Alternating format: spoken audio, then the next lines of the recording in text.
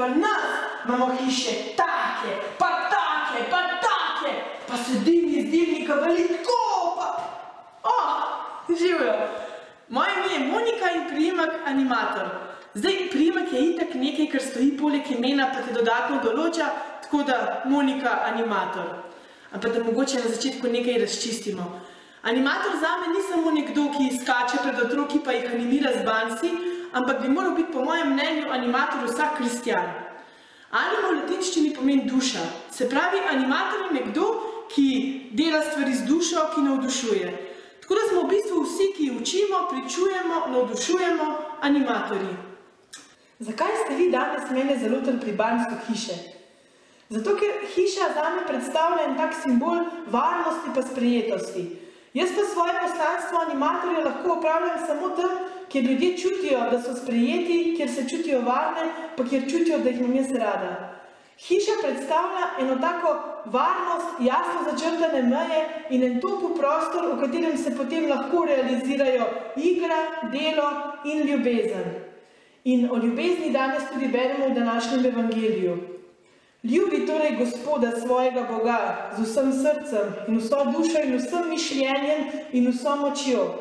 In ljubi svojega bližnjega kakor samega sebe. In ko izberemo ljubezen za vodilo našega življenja in postavimo Boga v središče, potem bodo tudi ostale stvari padle na svoje mesto. Tako da se nam ne bo več treba bati, kako in kaj bomo učili, zato ker bo skozi nas govoril Bog, ki je ljubezen. Ljubezen pa ne zanika bolečine, ampak jo pomaga pretrpeti. Ljubezen tudi ne zatiska oči pred pomanjkljivostmi drugih, ampak jih pomaga sprejeti. Ljubezen ne izbira mehkih potk, ampak utrdi noge, da grejo čez ostro kamenje pa trnje. In kot animator pač moraš skozi tako pot, ker pot pričevanja je dostikrat bolj podobna poti na Kalvarijo na Velik petek, kot pa poti v Jeruzalem na Cvetno nedeljo. Ampak če hodiš v pogumnem z Jezusovo ljubeznijo, pol v bistvu ugotoviš, da pa kar gre, ker se vedno najde eden, ki te pobere, pa potem potisne naprej. Če je mene animatorsko delo, predvsem z mladimi, česa naučil, je to, da moraš ti z ljubeznijo do njih že stopiti v odnos. Najprej jih moraš meditirati, potem pa šele lahko pričuješ o neskončno večji ljubezni. Zdaj, ko pričuješ, odpreš srce, pa povabiš mlade v svojo realnost, tja, kjer si najbolj ranljiv, kjer si najbolj ti. In ko odpreš srce, šele lahko daš umetno dihanje.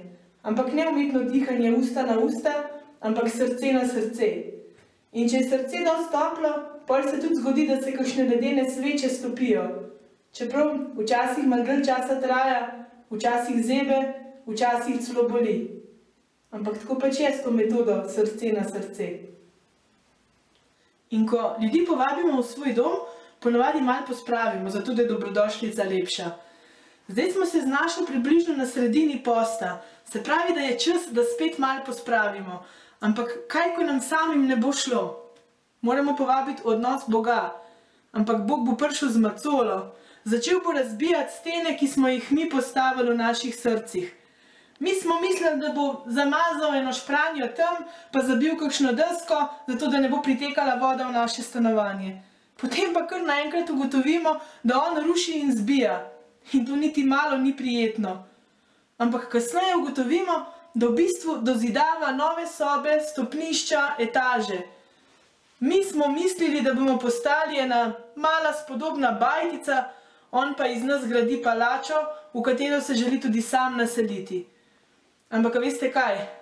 Palača ima tudi veliko več prostora, v katerega boste lahko povabili vse tiste ljudi, ki čakajo na vašo besedo, na vaš zgled, na vaše pričevanje in na vašo ljubezen. Tako da na uspešno zidarsko akcijo!